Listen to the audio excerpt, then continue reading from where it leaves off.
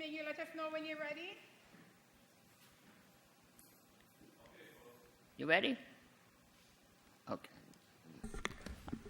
I would like to say good afternoon to everyone. I need to say before we start our forum, Candace Forum, that we're having technical difficulties with our sound system. If you have Optimum, there's no sound. If you have Fios, you do have sound. When we repeat this Candace Forum starting on Monday, April 30th, they will be both sound and picture. So thank you very much. I would like to start this afternoon. Good afternoon to everyone, and welcome to our third and final part of the three-part series of the Council at Large Candidate Forum, which is sponsored by the Paterson Municipal Council. I am Ruby Cotton, Council President and Councilwoman of the 4th Ward. I will be your moderator for this afternoon. The purpose of the forum is to formalize the at-large candidates in the upcoming municipality election on Tuesday, May 8th, 2018, and for you, the viewers, and the voters to hear their platform or views on which they are seeking to be elected to fill the office of Council at Large. This afternoon, we are hosted the final 4 of the 14 at-large candidates.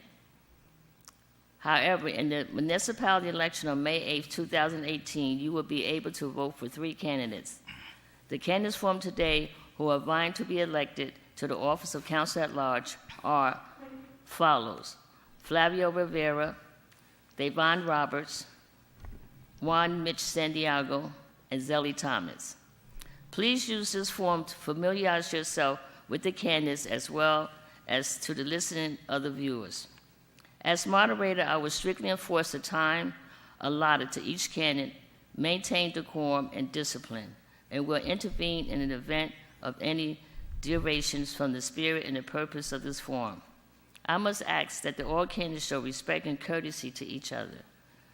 The order of the forum is as follows. Each candidate will have 5 minutes to present their opening statements, and it will be done in alphabetical orders. Each candidate will be permitted to ask the other candidates 3 questions in only 1 round. This responding candidate will have 2 minutes to answer to the response. There will be absolutely no rebuttal by any candidates, whether you are the one asking or responding to the question. Candidate will also have 5 minutes to wrap up or give his closing remarks. I am accompanied today by our municipal clerk, Ms. Sonia Gordon, who will be our timekeeper, and 2 of her staff members, Ms. Joan Campbell Douglas and Ms. Paula Ruse. Thank you all for participating, and we will now begin the forum. I will begin with our first candidate, Flavio Rivera, who will introduce himself and present his opening remarks. Mr. Rivera, please. Good afternoon to all the viewers. I want to thank you for putting this forum together, Madam President and Madam Clerk. To the viewers, I want to thank you for taking the time to do your research and make an informed decision, an important decision, because we as council members make decisions that affect you on a daily basis. For those who don't know much about me, as stated previously, my name is Flavio Rivera. I am currently your county treasurer. I've been your county treasurer for about 3 years.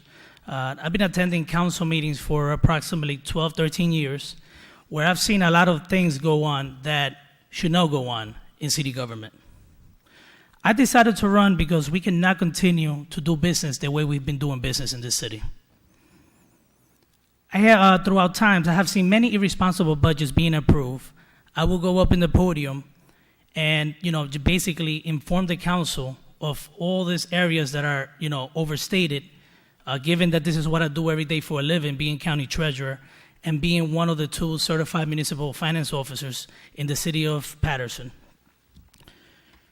Those irresponsible budgets that I just mentioned continue to have tremendous tax increases, but not just the tax increase. It didn't reflect the services that we all deserve as residents, and we have to change that culture that we have here. In order to understand what has happened in the city, you got to understand the history, which has stated I have by watching all these meetings throughout all these years. I don't want to keep reminding you about bad news, but I wonder if you guys remember the 29% tax increase that we had a few years back, where we had to lay off 400 staff members, of which 125 were police officers. In order to know what actually took place, you got to understand how government finance work, which I have 14 years. I knew that was going to take place because the mechanism that was used, the method in which the previous year budget was used, led to that 29% increase. I also remembered in 2016 how the council at the time asking the administration to reduce a tax levy that the residents could no longer absorb. And my opinion, and this is my opinion, it turned into a political thing, because when you have almost a $300 million budget and the council asks you, the administration, to reduce a budget because our taxpayers are being overtaxed, and you decide to cut $200,000 from a recreational budget and end the summer program for recreation 2 weeks early, that is just bad practice. It is bad. It's not good for the community. It's just bad. Under our former government, I hear council all the time stating that they're just the legislative body. But we're not just the legislative body. We could also take alternative and measures. Under a former government, we could actually change any line item in the budget that we wish. So knocking on doors out there and talking to people, I notice how a lot of the ordinances don't get enforced. That leads to dirty streets. We have to change the culture. Dirty streets. We have an issue with public safety in the city. Our resources need to be monitored from the council end also. Yes, the administration is responsible for putting the budget together and every other financial tool that we have in place, but it is the responsibility of the council to approve those budgets. The budget, I can continue to say throughout the years, the budget is not just dollars and cents. It determines the level of service that we're going to be providing to our residents.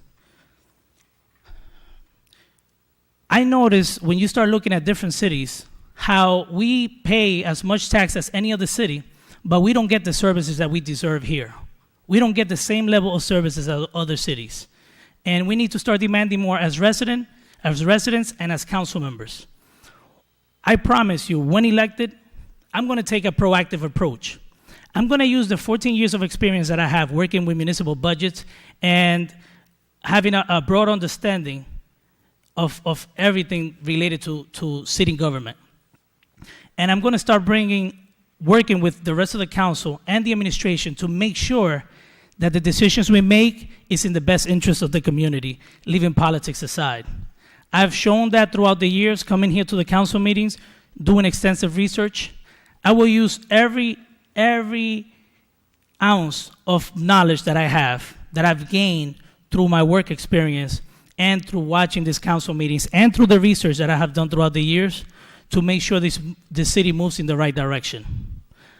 After analyzing the current budget that we have currently, we have increased our debt from $8 million to $16 million in 4 years. So where are the check and balances? I'm running because we need check and balances in government, and I'm going to be that candidate that bring that forward. Thank you. Thank you, Mr. Rivera. Our second candidate will be Davon Roberts, who will introduce himself and present his opening remarks. Mr. Roberts. Good afternoon, Paterson. My name is Davon Roberts, 14B on your ballot. Born and raised here in the city of Paterson's 4th Ward, where I attended public school number 6, and later I attended high school at Passaic County Tech. From Tech, I went on to earn my bachelor's degree in finance from the University of Connecticut, and later on I received my master's in business administration from the University of Hartford. I'm currently in my 3rd year at Rutgers Law School. I have 11 years of corporate experience in financial reporting, consulting, and currently I'm a risk manager for a company called Rico USA. I am a trustee with the St. Luke Baptist Church, again over in the 4th Ward, where I am also a youth leader. I'm the treasurer of the St. Luke Community Development Center, which operates an after-school program, women's transitional house, a computer lab, literacy projects, and this summer we hope to revamp the Freedom School.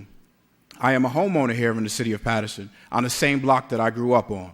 So I very much understand the concerns that many of you have about the financial instability that we have faced here in the city, and I'm personally invested in changing the direction in that area. I also understand firsthand the quality of life concerns that the drugs and the violence that have plagued our city. I believe that the city is at a crossroads. It is a place where many of the residents are tired of empty promises, sound bites, corruption, and waiting for things to get better. Many residents have already decided to vote with their feet and leave this city in hopes of a safer, cleaner, more affordable, and less frustrating environment. Others have been forced out due to the inability to keep up with tax burdens that become heavier and heavier every year. As costs increase, many are asking where are the services and why their quality of life continues to decrease. While we all have our individual lives and our unique concerns, no one should have to leave where they're from in order to live a better life. I believe that the path forward of this city is to make the city safer, make it cleaner, and as a result, make it more desirable for both residents and visitors that come into the city. We need to make this place a place where our parks are clean, and those places are safer for children to play. A place where our neighborhoods are walkable, and where we have a peace of mind that we are safe at home. A place where we don't have to dodge potholes all the time or put bars on our windows when we go to sleep at night. Only then can we drive economic development, which leads to employment, investment, higher property values, and ultimately more revenue for the city to provide the services that we so desperately want and need. In the meantime, we need to better manage what we have and focus our resources in putting us on the right path for the future. The City Council's role is to make the laws and approve the budget to help further the goals of the city. That budget is where we set the direction of the city, and we must elect people who have the necessary skills and experience in order to do so. For every idea that's been put forward throughout the months leading up to this election, and that you've heard over the last couple of days, and I'm sure that you'll hear today, you need to ask yourselves, who is going to pay for some of the things that are discussed? Are these actual plans? Or are these things that just sound good? Do the people who are putting these things forward have the actual experience necessary to order to say some of the things that they're saying? I look forward to the discussion with the other candidates here tonight. My name is Davon Roberts. I'm 14B on your ballot. Thank you. Thank you, Mr. Roberts. We will now have our third candidate, Mr. Juan Mitch Santiago. Will you please begin your opening remarks, Mr. Santiago? Good afternoon. Thank you for the opportunity, Madam Clerk and Council President Ruby Cotton. Thank you very much. And for the ladies that are sitting back there, phenomenal job you ladies be doing in the office. I've been seeing that. And credit should be given where credit is due. My name is Juan Mitch Santiago. I've been working for the city of Paterson for over 33 years. Passaic County Sheriff for over 10 years. I started as security. From security, I went to investigator. I did patrol, and then I got promoted to narcotics. I'm a father of 11, 7 children, 7 girls, really. Father of 11, 7 girls, 4 boys, 6 grandchildren. And life just doesn't stop. It continues going. I'm proud that for the age of me being 53, my kids got me running and my grandbabies all over the place.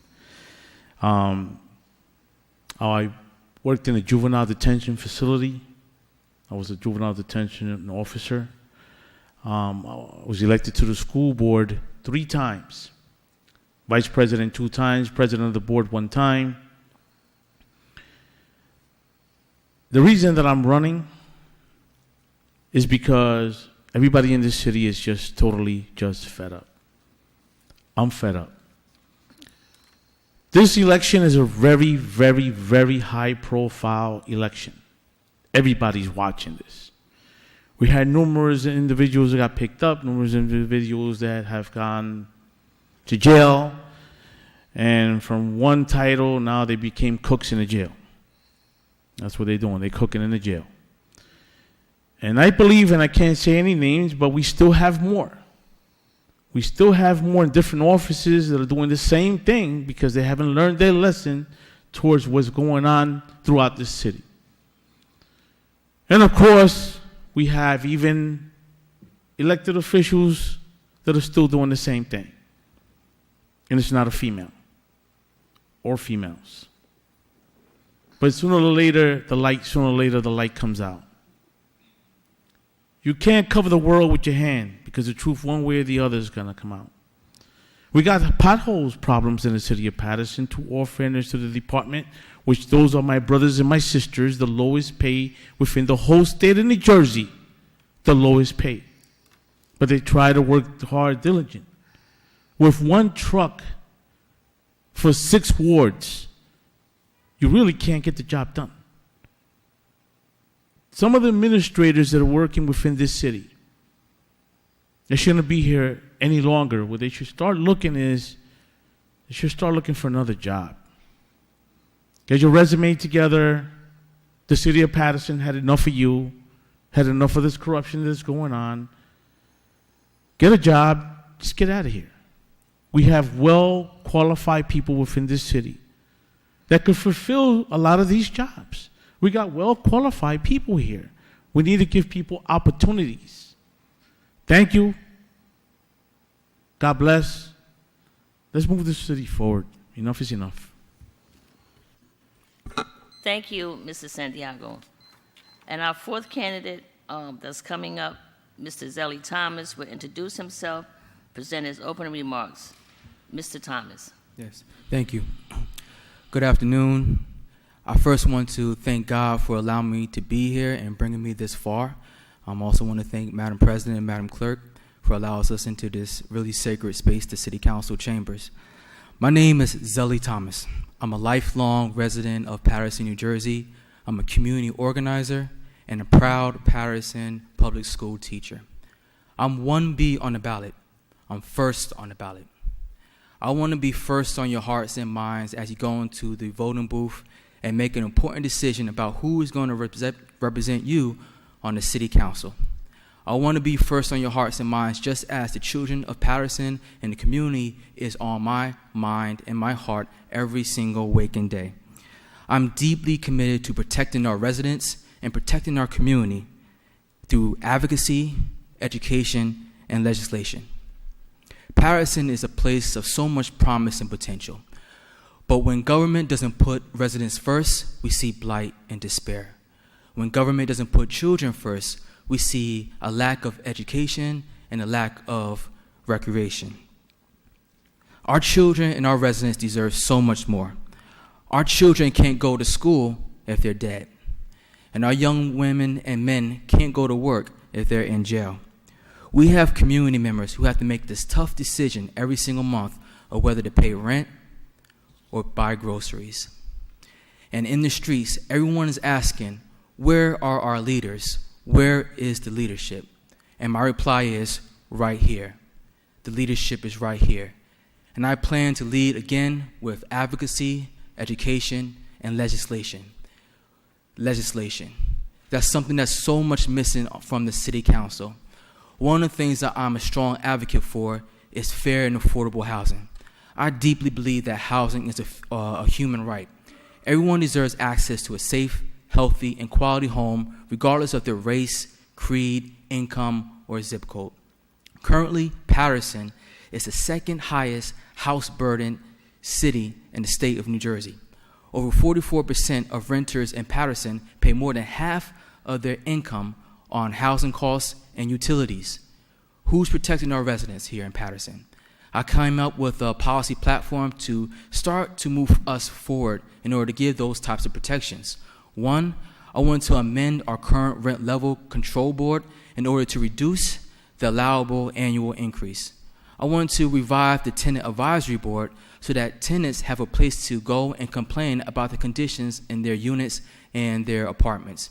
Also want to provide foreclosure prevention counseling to protect our homeowners, and that will be funded through community block development grants.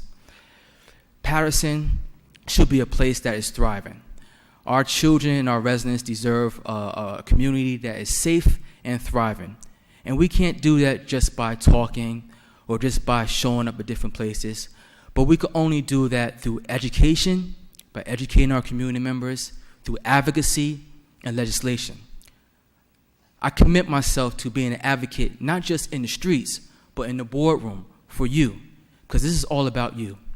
So please remember me as someone that is going to fight for you day in, day night. I'm your brother, I'm your son, I'm your friend, and I'm here for you. And I'm 1B on the ballot. I'm first on the ballot. My name is Zellie Thomas. Together, we are stronger. Thank you, Mr. Thomas. We will now begin our second round, which is for the Council at Large candidate forum, which is the question and answer portion. And we will start with Mr. Rivera to be the first one.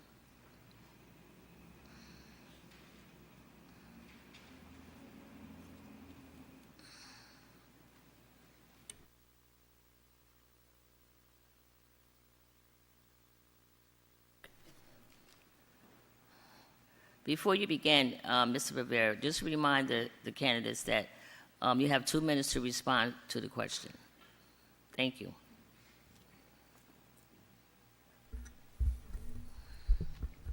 How you doing?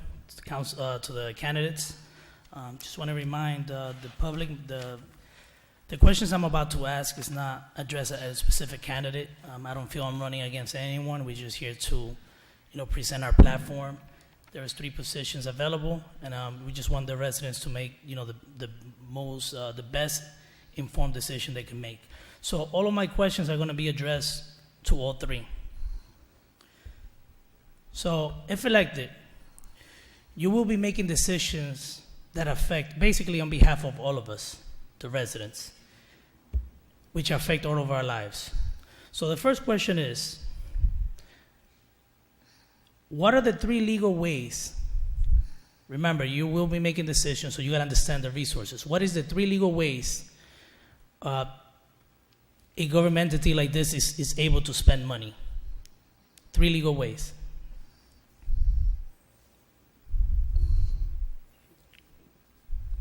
Begin with Mr. Roberts. I'm not super sure I understand the question. What's the 3 legal ways that a government can spend money? I'll give you the first answer if it's okay. It is a tough question. The first one is through the budget, right? That gives the authority to the council and the mayor to spend money. There is 2 other resources that are out there. Okay, so this is technically it's a trick question, but the way that anybody spends money is obviously through payments of whatever needs to be paid. Now, the budget the budget sets the direction for the city.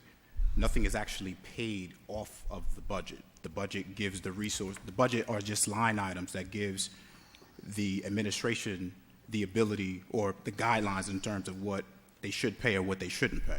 Now, that's the reason why we've had so many issues in the past with such things as transitional aid. When the budget doesn't match up with what's actually spent, that's when you have an issue to where you need the state to come in and provide transitional aid. So when you ask what are the 3 legal ways in order to pay bills, I'm not real sure that that's actually an answer to that question, because it is the budget.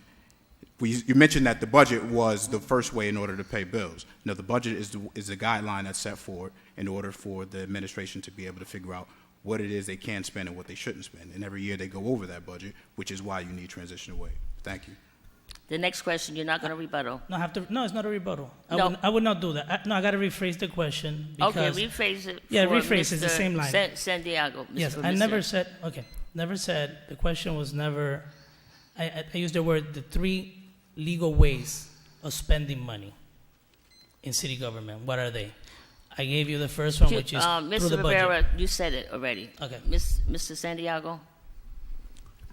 Well, from my understanding, being an employee for the city, you have a budget, you present the bills, and they are supposed to be sent towards different departments. The city council has a package, and then they go into a workshop, and they look into some of these bills, which apparently I guess that's how it is. Everybody's different which when I was in the school board, we did that. We have a workshop. We spoke about certain budgets and what was going to be spent. And then, apparently it should go up for a vote to see if it's going to be approved or not approved. So that is my understanding. If I try to add anything else, certain people are experts on certain things and certain people are experts on other things. So that's the best answer I can give. Mr. Thomas? Yes, from my understanding, when you was talking about one of the first ways is through the budget.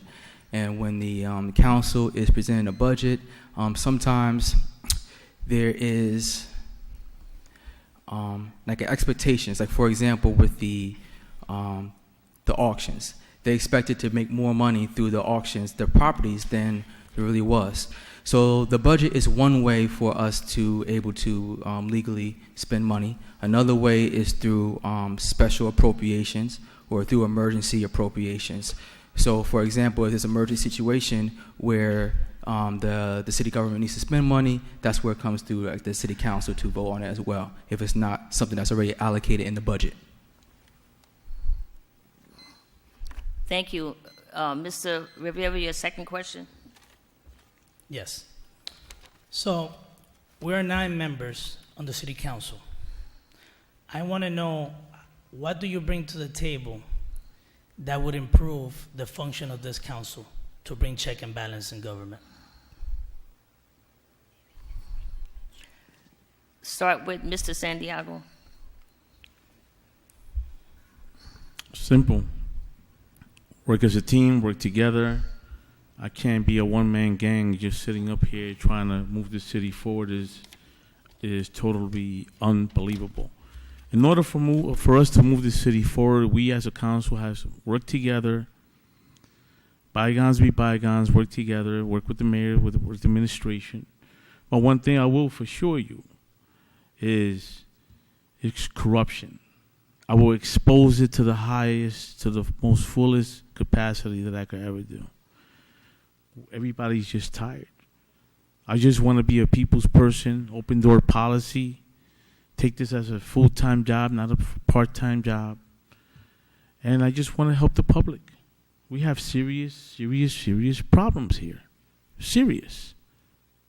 Thank you.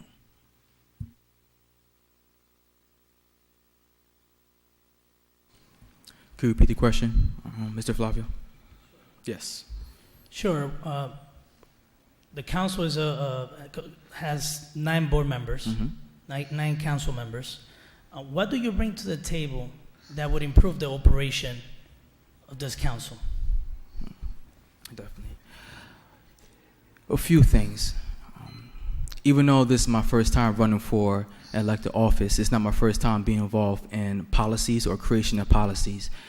For a while, I've been a community organizer, and not just a community organizer that's been out there protesting the streets, but I had the opportunity to sit down with candidates for city council, candidates for governor, and candidates for president of the United States. And they all asked me for my input about creating different policies for my platform. So I'm bringing to the city council a wealth of knowledge and the ability to draft legislation that will be able to protect the residents of Paterson. So I think that's something that is kind of missing here right now. We have the ability to not just pass a budget, but to write legislation that will protect our homeowners, protect our renters, and protect our children. And this is the type of things that I will bring to the city council in order to really move this city forward. Thank you for the question. So as I mentioned before, I not only have a finance background, but I also have some legal training, both of which I think are extremely relevant and appropriate for the role of a city council person. Obviously, as I mentioned before, the city council is responsible for making the laws and approving the budget. I feel like as I'm uniquely skilled in both of those areas to be able to help the other city council members who may not have those particular skills or experiences to be able to understand what's being put in front of them and what's necessary going forward. Just by way of example, in my past life as a consultant for Ernst & Young, our role was to go around to Fortune 100 companies to to be able to hear and understand their concerns and to be able to give back to them what our necessary plans were, what the downstream effects of those plans would be, and be able to help them implement those things in order to both understand where their costs were and to be able to reduce those costs going forward. I bring all of these experiences and more to the City Council because it is a group of 9 individuals. It is a government body in which one person can't simply put forth platforms and have everything that they would like to be done. You need a majority of the vote in order to push whatever it is that you feel that the residents in your particular ward or in this or city at large need. So I've come to a bunch of city council meetings. I've watched some of them on TV, and I regularly see many times a lot of infighting that also happens on the city council. And the large part is because I don't know if all the members of the city council necessarily understand what it is their roles are or what some of the intricacies are when the particular things that are passed. Again, these are the skills that I could be able to bring to the table to be able to help others to understand what's going on and to communicate a little bit better to be able to push what's necessary going forward. Thank you. Thank you, Mr. Roberts. Throughout the years, I understand that, and we all understand based on your answers, that we as the legislative body, our main objective is to enact laws, right? Create laws. But there's there's other functions also that the council serve. Based on the council meetings that you have watched and the research that you have done on past adoption of budgets, past legislation, how do you feel about the performance of the current council, and what do you believe should be done differently? We'll start with Mr. Thomas. There are a few things that I think that should be done differently. As I mentioned before, that as a city council, we have the ability to draft and adopt different legislation. I think currently the city council passes a lot of resolutions, and that's great, but we need to really focus more on legislations, or ordinances rather, that will protect our residences, or protect our homeowners, protect our renters, protect our children, the most valuable assets that we have. We need to have ordinances and legislation that protect and focus on fair and affordable housing. We need to have legislation that focuses on making sure that we have a stronger local development that drives economic development here in the Paterson city. We also need strong legislation that can protect our recreation. These are just some of the things that us as a city council can take more due diligence on. The other aspect of it is the fact that when we get handed the budget, we as a city council really need to do a better job at going through these line items and forcing to the administration to amend certain items, because we have so much power that just because it's presented to us doesn't mean that we have to vote on it. And I think that we, especially as myself, who are intelligent and due diligent about this, we would demand to go through these items one by one, to have the administration present to us each line item to tell us how much paper are you buying, how much does the paper cost, how much does this cost, how much does this cost, is this necessary, is there any ways that we can find something that can reduce the cost? And these are the aspects that the city council really need to start focusing on to hold the administration accountable and save taxpayer dollars. Thank. Can you repeat the question quickly, please? I'm sorry. You want to repeat the question? I'll get right to the question. I don't have to repeat. My introduction was pretty lengthy. Basically, you've done your research, and you have witnessed through watching council meetings how the current council performs and handle its business. Do you agree with the way the council have been operating? And be specific. What should we be doing what should we be doing differently? So, from my perspective, I think it's relatively simple, and I don't think that I'm saying anything that's rocket science or something that's not not evident to everyone. I think that the city council over the years, especially this last year, There is not, we have been dealing with a group of individuals. Everybody seems to have their own individual agendas, and there's not been a lot of cohesiveness amongst the group. I don't suggest that everyone should like each other. I don't suggest that everyone should always play well in the sandbox. But at the same time, we are at the end of the day one city, and we are at the end of the day that's representing the city of Paterson and all the individuals in it. From my perspective, it just seems that there's more infighting or more people jockeying for a position than there is actually getting things done. I think that there needs to be a little bit more cooperation. I think there needs to be more collaboration, and I think there needs to be more communication back with the residents. I don't understand why people are beholden to their individual wards when the decisions that they make affect the entire city of Paterson. I think that there should be more communication again with the city's residents. I believe that once I become councilman, I would like to be able to go around to the individual wards on a quarterly basis to be able to bring other council persons with me to be able to allow the people to be able to come, express their concerns, hear what the city's plans are, and be able to have more of a podium than the 3 minutes that they get here when they come to the city council meetings. I also don't believe that everyone on the city council fully understands the things that are put in front of them, and which is obviously a major concern, and I'm not sure if that's because things have been put in front of them relatively late, or if there's just a lack of skill or knowledge base to those particular things that are put in front of them. But at the same time, if you have people on the city council that have those abilities, they should be sharing those skill sets with the rest of the council. Thank you. You still have Mr. Mitch Santiago. Easy. 11 more days to go. A couple of more days. Well, I can just say that throughout the years that I've been working for the city, we had some of these meetings, some, not all, but some of them has been a fiasco. I believe the Madam President that is on right now, Ms. Ruby Cotton, I think that she has done a tremendous, excellent job. So, again, credit should be given where credit is due. But I seen, ladies and gentlemen, we got some serious clowns as elected officials sitting up here thinking that they God, just because they got a title, they think they got it like that, and it just doesn't work like that. We elected to be hands-on for the people, to help the people, to try to move the city forward, to work as a team, as a government body, to bring Paterson back to what it used to be. If you look, this city, no matter what anybody says, it's a beautiful city. We have a waterfalls. Not too many cities has a waterfalls.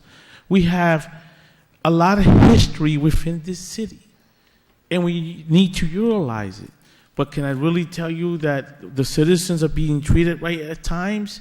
Maybe we could work some workshops, and we don't have to have too many citizens coming in here to bring their concerns. If we had open door policies and we would be in certain offices, we can take care of those concerns and everybody wouldn't have to come up here. And that is what I'm planning to do. But meanwhile, as long that I'm an elected official and I'm sitting here, every concern means a lot to me. Thank you. Thank you. Thank you, Mr. Rivera. Our next candidate for the question and answer part would be Mr. Davon Roberts.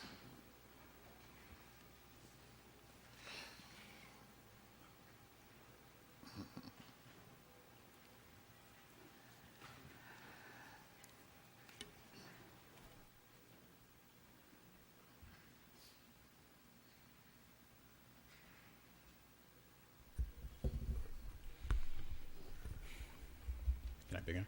I think it's the button. Yeah, I got it. Okay. Okay, so I am going to ask each individual one question pertaining to their individual platform to give you a chance to expound a little bit for the public. And I will start with Mr. Santiago. You've mentioned in your opening that you worked for DPW, which has taken a lot of heat during this election and frankly over the years for the condition of the city. Now, I personally believe that there's enough blame to go around and don't think that we can place all the issues on a group that is underserved. However, being on the inside, what are your plans or desires to improve the effectiveness of the Department of Public Works?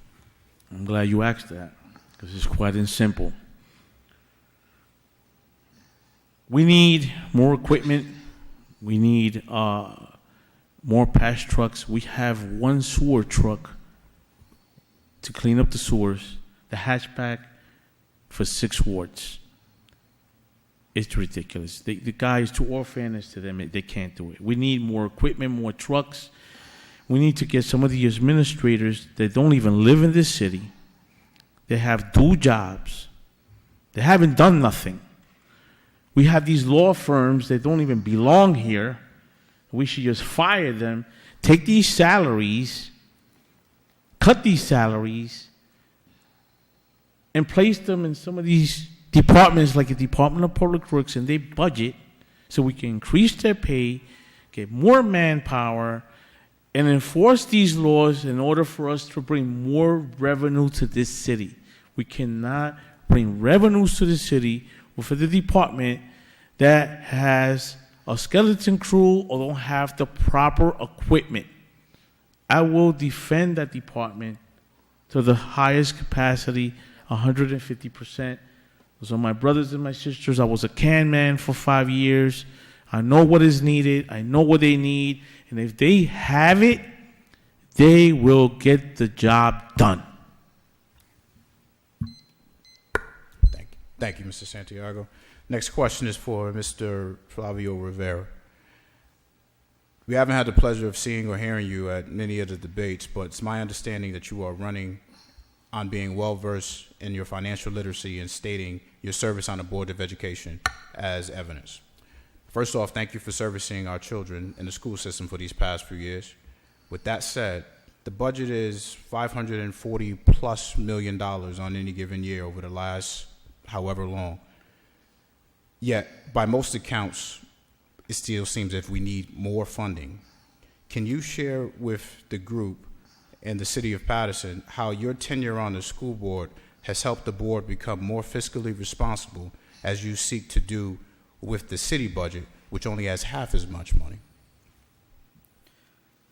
Yeah, so first of all, at the board, I've tried and I have changed the culture of the way we do business there. There was one incident, we only have 2 minutes, but let me just share as much as possible.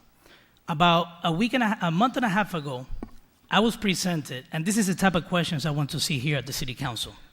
We can assume the administration is doing the job. I was presented in the Finance Committee. I was presented with a resolution for us to contemplate approving to do fencing and security booth in one of the high schools.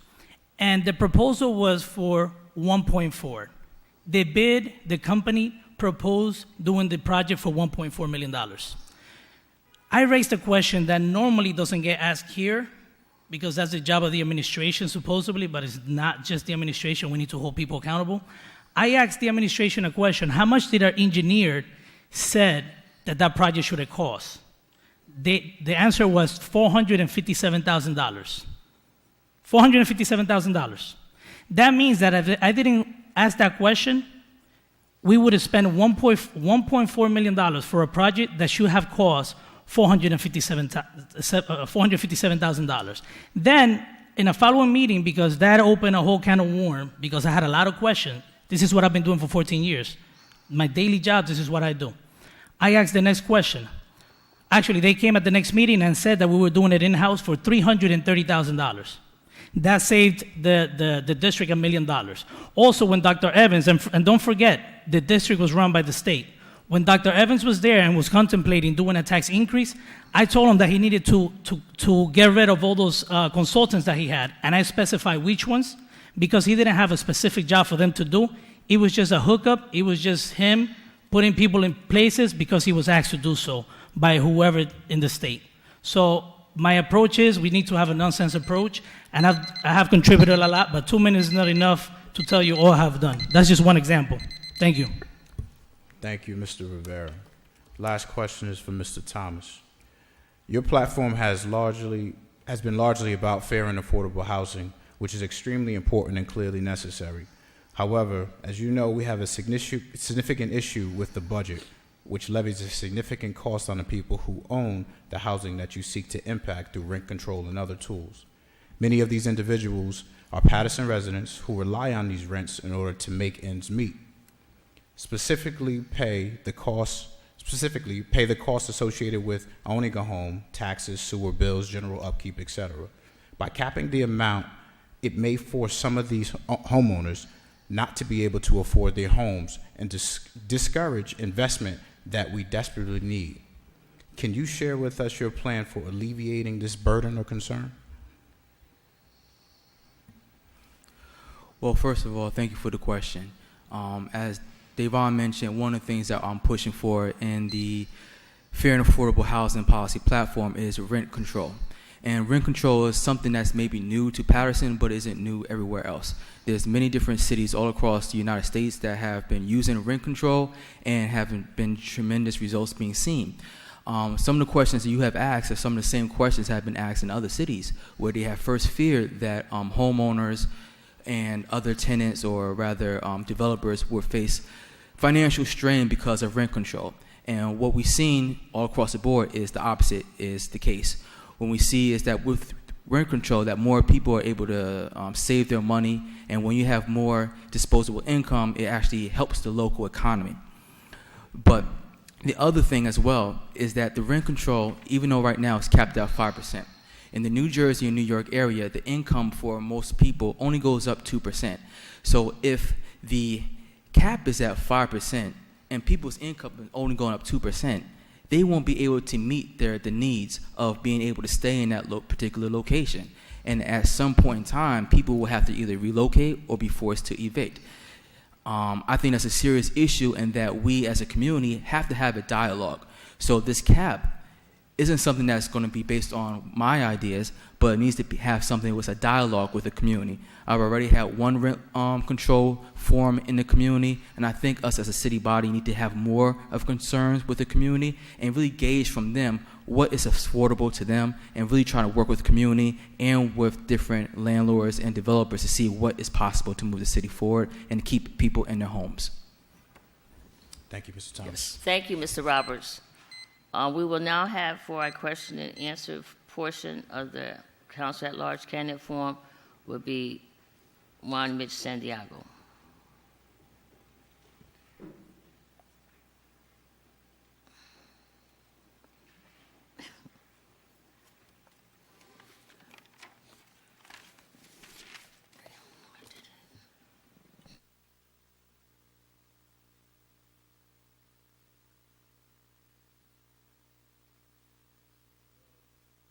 Much love and respect to all the candidates.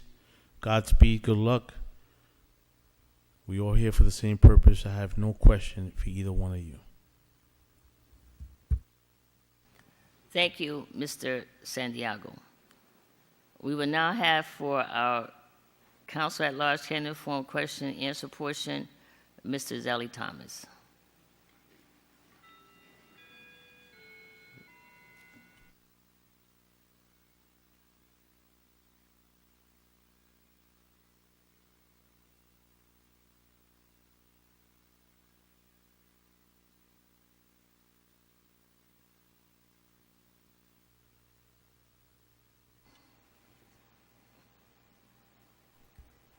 Okay. As already been mentioned, I'm an advocate for fair and affordable housing. There is a huge potential for development in the downtown area, especially since we have that link to the New York area. How will we be able to ensure that when development begins, because it will begin, that Patersonians can still be able to afford to live in that area? This question is for all of the candidates. We will start with Mr. Rivera. You mind repeating that question again? Sure. Yes. There's going to be a lot of development in the downtown area because of the linkage to New York and because it's like prime time real estate. What will we do as a city council to ensure that this area still remains affordable for Patersonians and they don't get pushed out of this area?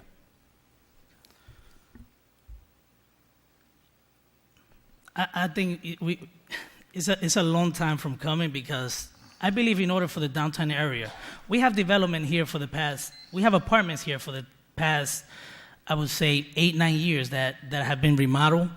And a lot of people don't want to move into the downtown area because they don't feel safe. If you come here at 6 o'clock or 7, actually around 7 or 8 o'clock, it depends what time of the year. There's no nightlife. You can't walk outside by yourself. So before we start thinking, and again, you could never be prepared for what's to come, but we first have to set the stage to bring more development to downtown. And we have to address a lot of the issues, which are, quality of life. A lot of ordinance need to be enforced, which are not being enforced. You have a city hall here where you have people drinking outside of city hall, and we need to lead by example. We can't ask residents out there to do things that are not being done by a governmental entity. So we have to basically set the stage for the development to come in. And then a lot of times, listen, a lot of things are out of our control. It depends all on the market.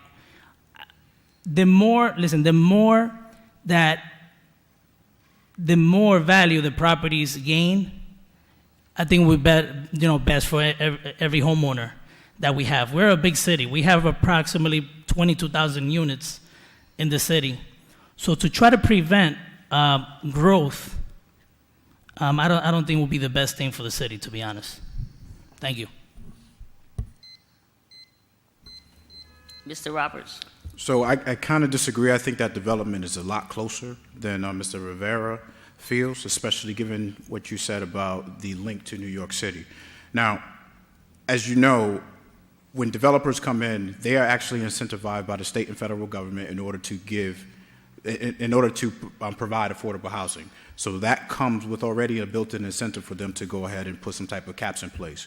We could also do we could also try to do some type of a zoning to be able to say to these developers, look, if you want to come in and you want to be able to put whatever it is that you want to put up, you need to set aside a certain percentage of certain housing for whatever type of income we're talking about.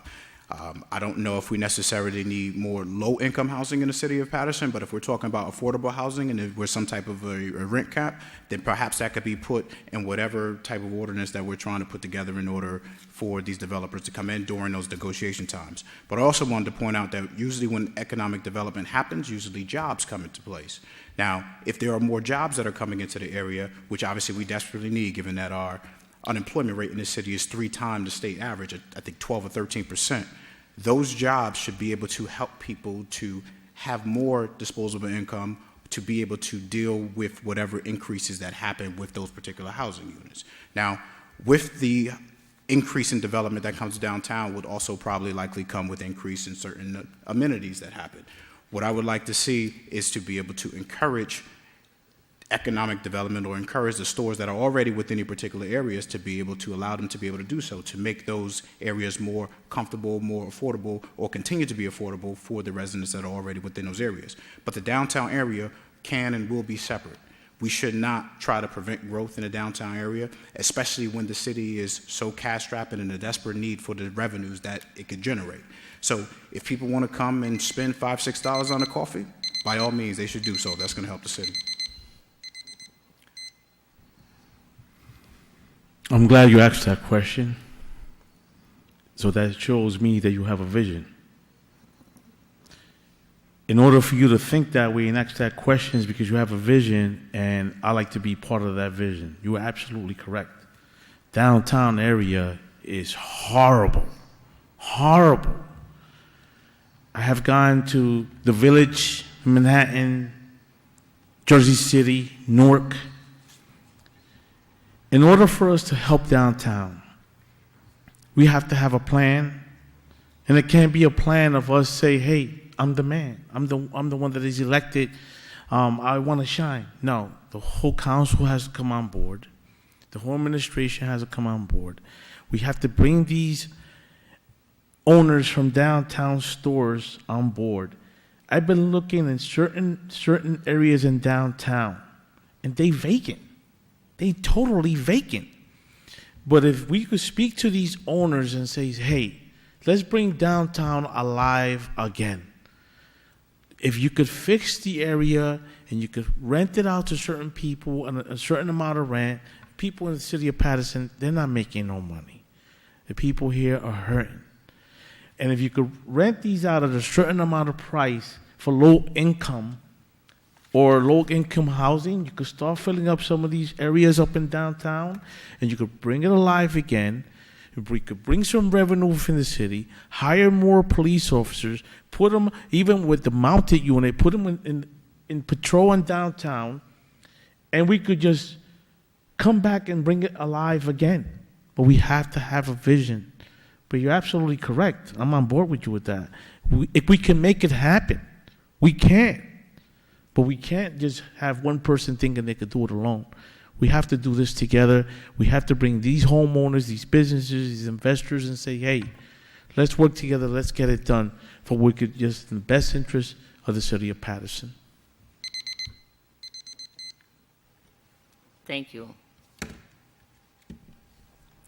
Yes. This question is for all the candidates. One of the hot topics in the governor race, New Jersey governor race, was the legalization of marijuana. And that's something that's being really talked about right now in the Senate and Assembly. A lot of towns in New Jersey have already started to ban the possibility of having weed dispensaries. When this issue comes up to Paterson, are you in favor of weed dispensaries being located here in Paterson, or will you be against it? We will start with Mr. Roberts. I am absolutely in favor of those dispensaries being located here in Paterson. As we just talked about in the last question, we need as many jobs as we possibly can. We need as much revenue as we possibly can. As long as we can put certain parameters around these types of businesses and make sure that we understand exactly what we're getting into before we start to commit, then I'm all for it. I don't think that we should necessarily give, 30-year tax abatements for these particular entities to be able to come into play. As a matter of fact, quite frankly, I don't even know if they would be able to qualify for those because of different state and federal laws that are out there. But the one thing that we still need to try to figure out is how are we going to improve the safety in the city? Because as you know, marijuana is still against federal law, which means that you can't deposit any money into a federal bank, which means that these entities will have large cash amounts on hand. I'm not sure any of these places would want to come to Paterson, considering that they know that we have a large safety concern. As I mentioned before, residents, including myself, have bars on their windows. How are we going to incentivize places who have large amounts of cash to be able to come to the city when most of the people who work there will probably fear for their safety? So there's a lot of things that need to happen in order for that to actually come to fruition. But to answer your question, I'm absolutely on board with any and all type of industry that would like to come into Paterson to be able to provide jobs, to provide revenue, to increase the tax base, and make this city a little bit more viable so that we can have the resources that are necessary to provide the services that the residents need.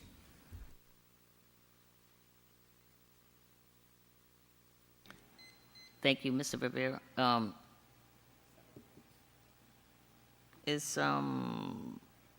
Who is it? I'm sorry, Mr. Santiago. Legalizing marijuana within the city of Paterson. What are we showing our children? What are we teaching our youth? And I know you're just asking the question because I know in your heart you're not with that program because you're a total advocate for children. I'm a total advocate for children because I was elected for the school board. What the children see is what they learn. Today is marijuana. When they can't really feel the high no more, what's next? Cocaine? Crack? I'm totally against it. We can't be having this. If people are driving within the city of Paterson, a car goes by you, and you smell the thing. A friend of mine goes, man, we got a skunk around here. I said, that's not skunk, that's marijuana. Ain't no skunk in downtown Paterson. You go to Eastside Park, it's marijuana haven. It's out of control right now. Who's going to enforce what? Who's going to do what? Right now, things are out of control, and we're going to bring more problems to this city to legalize marijuana? Not me standing. I will vote no. I'm totally against it. You can't have it. Can't do it. You know, we come here to help our citizens, help our city, help our seniors, and now we want to bring marijuana. No, not me. No.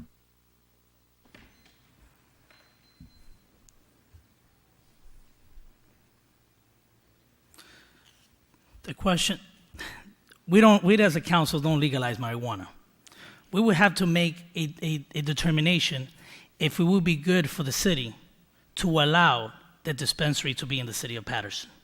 So I'm going to stay away from the topic of us legalizing marijuana, because even if the dispensary is not in Paterson, it will still be legal in Paterson to consume marijuana. So to that point, I would have to see how many jobs. I got to see the pros and cons of it. I have thought about it a little bit, seeing that the actual budget in the state is anticipating some of this legalization revenue of marijuana being in the budget. So that means they are pushing for it. If not, we're going to have a shortfall there. But I would like to see the pros and cons. It's definitely going to create some jobs. I want to see how many jobs it's going to create. And again, it's a dispensary. If you look at history, alcohol was illegal a long time ago. I personally have never consumed marijuana because I've always been a leader, never a follower. It's just a choice of my own. I never wanted to try it. That's just a personal thing, but I don't hold, whoever wants to do it, that's on them, especially after it's legalized. I am not here to pass judgment on people. I'm just here to make decisions that will benefit the city and all the residents here. So it will be irresponsible in my part to just think about dollars and cents. I would like to see the pros and cons when we have a lengthy discussion as a council. And from that point on, we'll take the decision. But this is not the only city that's going to want this dispensary. And if the opportunity comes into play, we need to look into it seriously. Thank you. Thank you. Mrs. Zellie? Mr. Thomas, I'm sorry. Thank you, gentlemen. The last question I have is for Flavio and Mr. Juan. The question is, we talked a lot so far about legislation and our roles as legislators on the city council. Mm-hmm. You two already have history of being legislators in the past by sitting on the Board of Education. What legislation have you personally written as a commissioner that has positively impacted teachers or the children of Paterson? Start with me? We'll start with you, Mr. Rivera. Sure. When I was brought into the board, I was actually chosen by the board members. And then I got reelected by the people of Paterson. I started looking at a lot of the issues that we had regarding services that we were providing to the students. The Board of Education is not a new entity. Just like the city of Paterson, we have all the laws in the books, they just don't get enforced. So the mentality, when we decide to run for council and we look at our job description, it's interesting how some people just think that we're just here to legislate, and we're not. That means that most of the people sitting here in this city council have not done their job then, because you could ask people that have been here for 8 years how many new pieces of legislation they have brought to the table, and you could probably count them with one hand. The issue that we have in the district and the issue that we have here is not about policies in place. It's about making things that are already in place better. So as a board member, I make sure that the resources that we have in place, with the limited authority that I had, being that the state, that the district is being run by the state, we're getting local control soon, we have taken a lot of measures and demand a lot from the administration to make sure that the resources we do have are being utilized for the best interest of the kids. And that's what I'm going to do here at the City Council. I'm going to make sure, I don't mean to micromanage, but I want to make sure that I hold the administration accountable and that the ordinances we have right now in place get enforced. Each of these entities have, hundreds of years. So for us to think that we're going to come here, if the opportunity arises where new legislation needs to be, put through, then we need to do it. But right now, the issue that we have is that things that are in place are not being enforced. Thank you. Mr. Santiago.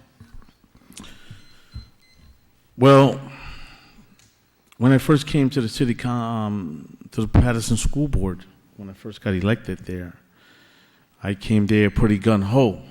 I thought I was going to just change the world. But I had some individuals that were there. May he rest in peace, Jim Comerford. Rest in peace, Jesse Dixon. And like Dr. Hodges, Anne-Marie Vinceri, and of course, Al Moody was actually my mentor sitting there along with everybody else. That we had to work as a team. We had to do it together. But knowing that it's run by the state, there's certain things we just couldn't do. Certain things we could just bring ideas to the table, and the state would say, hey, we could fly with this. One thing was the smoking zone when I was there. The idea, we went and got the signs, and we put the smoking signs throughout the district in the city of Paterson. And if you notice, some of the teachers, they cannot smoke in front of the school. They have to go smoke in a designated area. That was our idea. I can't come here, try to grandstand and say it's mine because we did it as a team. Another thing was the uniforms. We got certain people that are running for certain positions in the city. I brought the uniform ideas. No, they did not.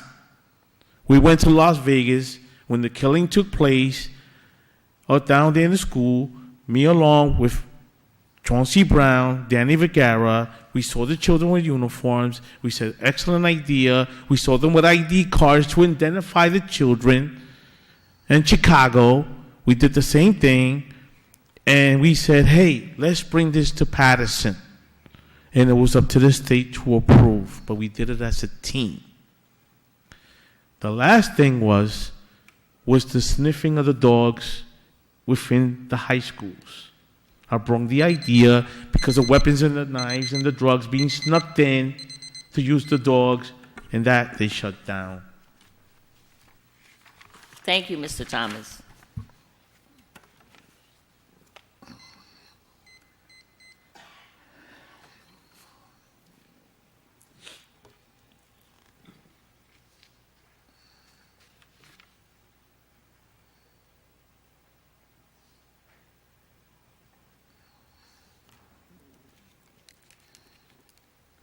Thank you, gentlemen. We will now have our closing remarks for our Council at Large candidate forum, and we will start in reverse order, and you'll have 5 minutes for your closing remarks. And we will start with Mr. Thomas. Thank you. And thank you, gentlemen, for such a cordial forum and debate. The great leader, Cesar Chavez, once said, "You are never strong enough that you don't need help. You are never strong enough that you don't need help." Paterson desperately needs help. It's sick and it's dying. And some of our administration pretends to be that doctor that has a sick patient and doesn't see nothing wrong. We have some people on the city council and administration who may see that there's a problem, but give the wrong diagnosis. Right? I'm the type of leader that knows the issues, that will be able to see that there is a problem and give you the right remedy to heal our city, to give it restoration, and to make it great.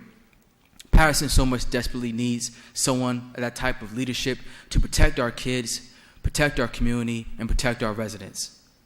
There's so much that needs to be done, but we only can do it together. It won't be just one person, but it has to be something that's a unified effort. And when we say we're stronger together, it's just not just the city council working together. It's just not the city council and administration that has to work together, but it also has to be collaboration with you, the residents here in Paterson.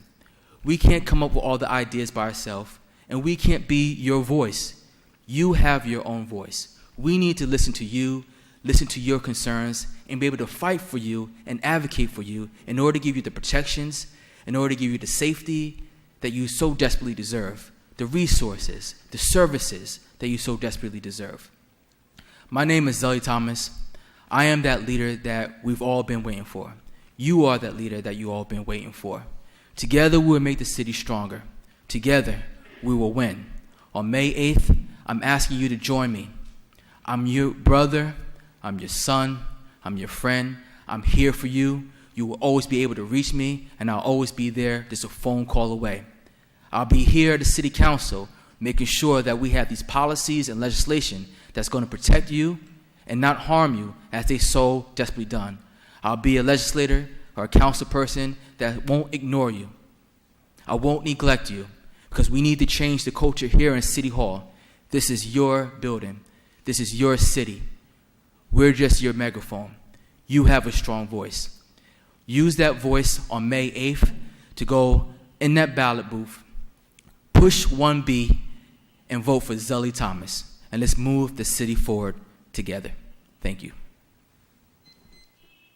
Thank you, Mr. Thomas. We will now have Mr. Mitch, Juan Mitch Santiago, please. Mr. Santiago. Ladies and gentlemen, you know it, hands on.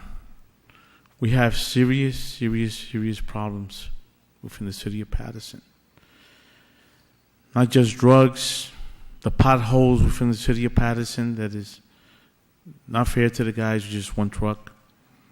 Even prostitution. They have 3 shifts now. Before they just had 1 shift. Now they move from the first, second, and third shift.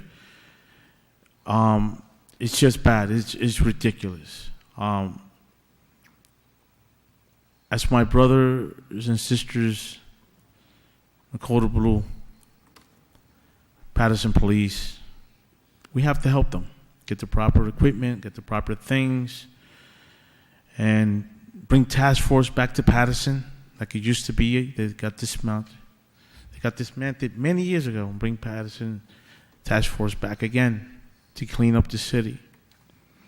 Enforce some of these laws that we have, that we're sending out these mails, that you have a certain amount of time to clean up your sidewalk.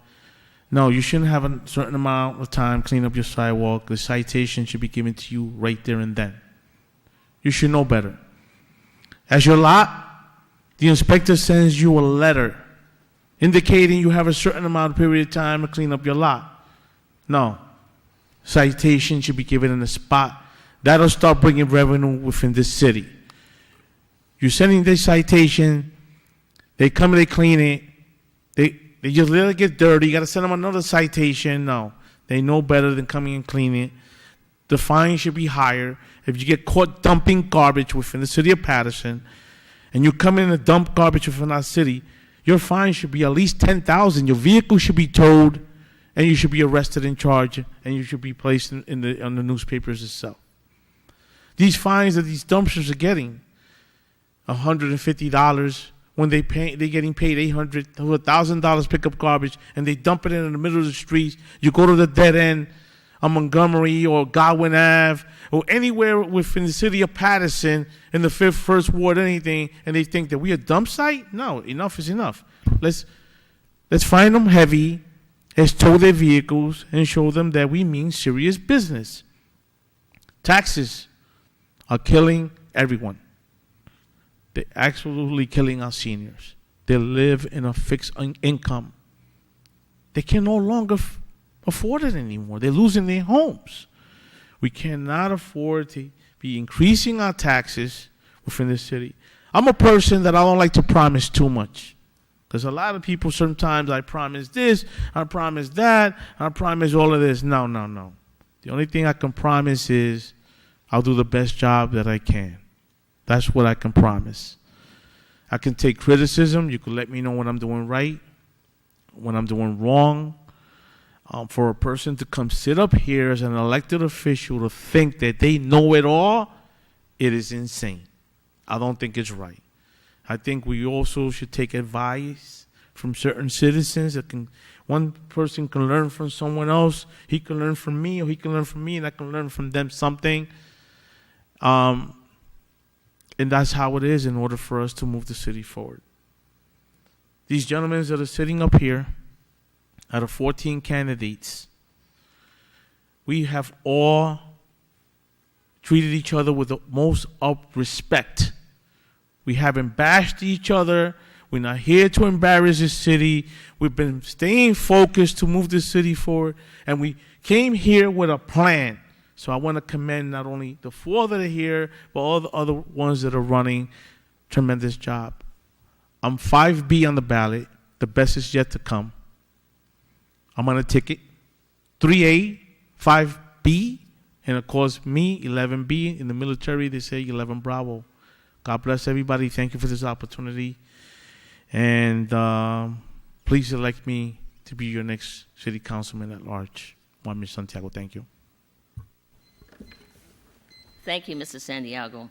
We will now have closing remarks by Mr. Davon Roberts. Mr. Roberts. Thank you. This is an important election for many different reasons. I don't believe that we can continue to do the same things over and over again and expect the same results. Look, as a resident, I'm happy that we have so many candidates who wish to represent you for the seat of council at large. I like the fact that we have options, but unfortunately, I don't believe that everybody should be running. Look, this is not a popularity contest. It's not about how many pictures you take or how many cookouts you've been to, what your race is, what your race isn't, what your ethnicity is, what your culture isn't. We have very serious problems in this city. These problems have been around for a very long time, and they don't seem to be going away. And I submit to you that one of those reasons is because we continuously vote based off of all of these things that don't necessarily matter. I'm coming to you today telling you that we need people who are qualified to be in these positions. It's as simple as that. Budgeting is a qualification. Understanding what the role of a councilman is a qualification. Having some type of financial acumen is a qualification. Not going to cookouts, not how many people you know, and not any of these other things that don't ever seem to matter. Yes, you should have a heart for Paterson. Yes, you should get out there and meet people and know what the issues are. But we need to understand that at the end of the day, if we're going to move the city forward, we need to have people in these seats who completely understand what these roles are. If you don't, when we have outsiders who come in and want certain abatements, who want certain laws on the books, who want certain handouts or want certain types of money in order to be able to do things in the city of Paterson, we give those things away because we don't know any better. It's no different if you go to buy a car and you have no idea what that car should cost. That salesperson could sell you anything. We need people who come into this office ready to hit the ground running. I've told you that I have my bachelor's in finance. I have my master's in business administration. I'm third year of Rutgers Law School. I have 11 years of a corporate experience. I'm a risk manager, which I'm responsible for identifying where we can cut costs, what policies and procedures need to be put in place so the company doesn't get sued, so the company doesn't lose money. We need critical thinkers here on the city council. There's a lot of things that have been lacking throughout time. And for whatever reason, we constantly are voting people in or back in that shouldn't necessarily be there. Now, I'm not saying that people need to necessarily be the nicest people in the world, because that's not a qualification. But we should be able to collaborate with the residents. We should be able to listen to each other. We should be able to understand that we don't have all the answers. But it is our role to be able to put some answers forward. We can't sit up here and say, well, we're going to go ahead and we're going to reach out to everybody in the city. There's 150, if not more, 1,000 people in this city. We can't go to each and every one of them and get an idea from everybody.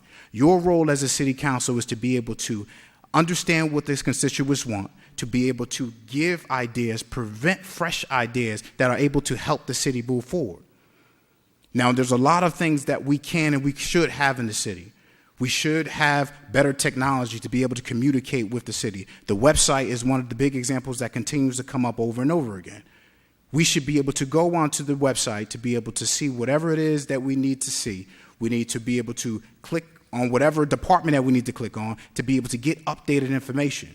Some of that stuff hasn't been updated since 2011, 2010. If we want better collaboration with the individual wards and not having so many silos from the different ethnicities and different culture, we need to be able to put some of these events that happen all around the city on the website so that people can go and people can understand what it is that's happening around the city. That's how you create cohesion. That's how you create collaboration.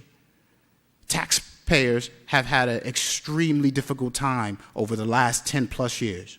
Nobody seems to be caring about what it is that happens with these individual taxpayers, of which, yes, I am one of them, and I'm not speaking just about me. But if we're going to try to move this city forward, we have to start making this a place where people actually want to stay. And pushing them out because we constantly put so much of a burden on them financially is not the way to do that. We need to start understanding that the people who pay taxes do matter. They want services. They need to be able to alleviate some of the pressures that they have on their own financial lives.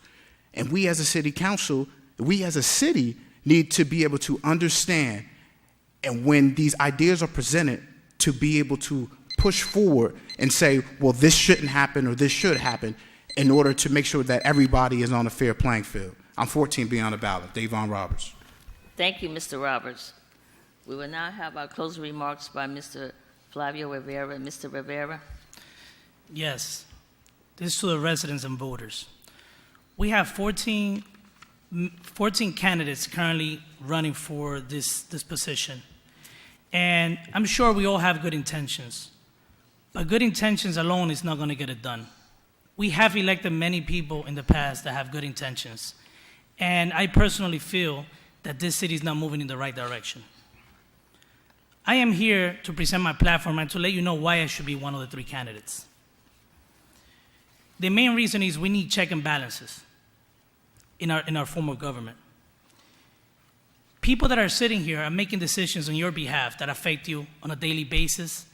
And I believe that in order for me to make an informed decision, I need to understand what is being presented to me.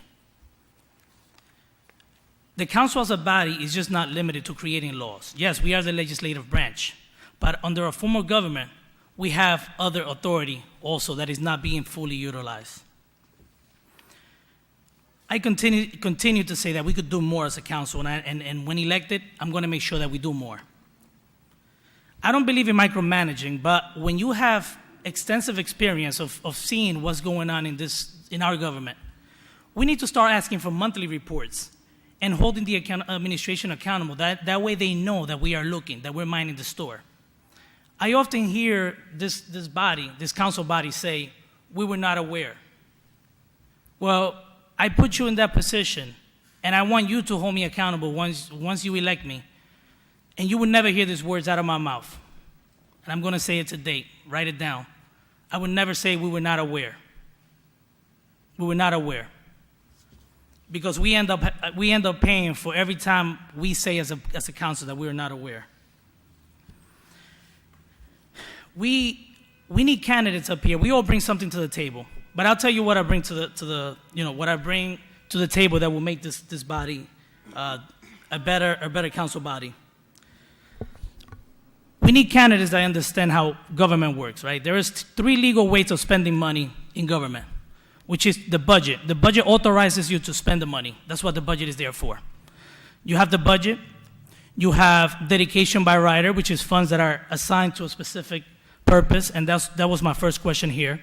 And the third is through bond ordinances, right? Which is how you pave your roads, and if you decide to bring a recreational center, which is a shame, we're the 3rd largest city, and we don't have a recreational center for our kids. I continuously see budget cuts left and right. And throughout the last 10 years, I continue to see budget cuts in the area of recreation. But then you see other departments being increased, and the administrations turn around and hire their friends. I'm going to be the person here that's going to question everything. I'm going to be working with the administration and the rest of the board, the rest of the council.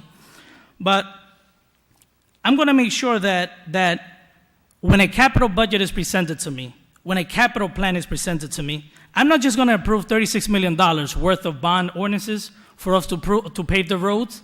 I'm going to ask more questions. Because I remember watching these council meetings, I remember the council asking, well, where are the roads that we're going to pave?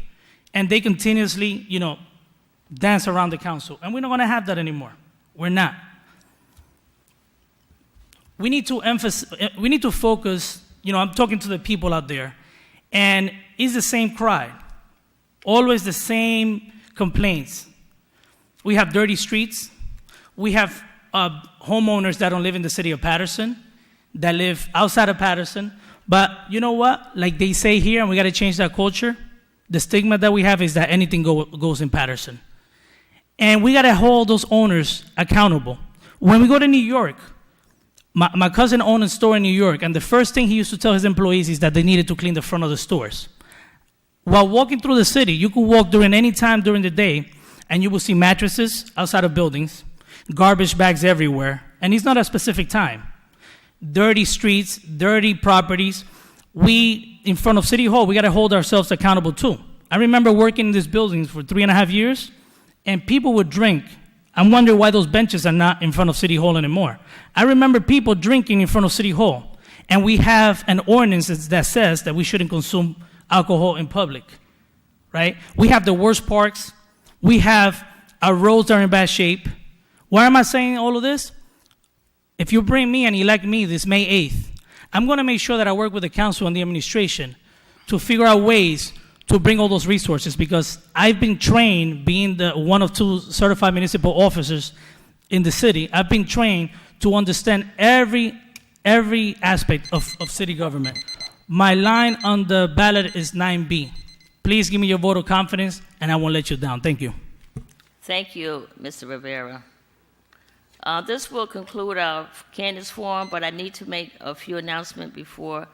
And I do want to apologize at home for our viewers that the sound is not working on the optimum, but it is on the FiOS. But when it will be replayed, it will have sound and visual. But I just need to make a few announcements before we close.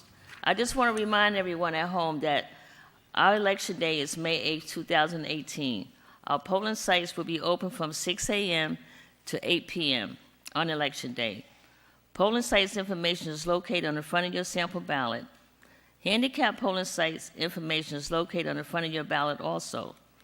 Voting machine demonstration is available at your polling site. Bilingual assistance is available at your polling site. Legal assistance is available upon request at your office of the Superintendent of Election, which is 501 River Street in Paterson, and you may call 973-881-4515 or 973-881-4516 or 973-881-4517. Sample ballots can be carried into the voting machine. A voter may apply for a mail-in ballot by mail up to 7 days prior to the election, or he or she may also apply in person at the county clerk's office until 3 p.m. the day before the election. Note also that voters have an option of indicating on the application if you want for a mail-in ballot that if you prefer to receive a ballot for each election that takes place during the remainder of the calendar year. Any registered voters whose name is not found in the book can vote by provisional ballot. Remember, if your name is not in the book, you can vote by provisional ballot. For further election information, you may contact our city clerk's office here at 155 Market Street in Paterson, New Jersey, and our city clerk is Sonia Gordon here. I also would like to remind you, too, that Election Day is May 8th. Our hours are 6 a.m. to 8 p.m. Your sample ballot will be mailed out by May 4th of 2018. Your polling site will be on the front of your ballot.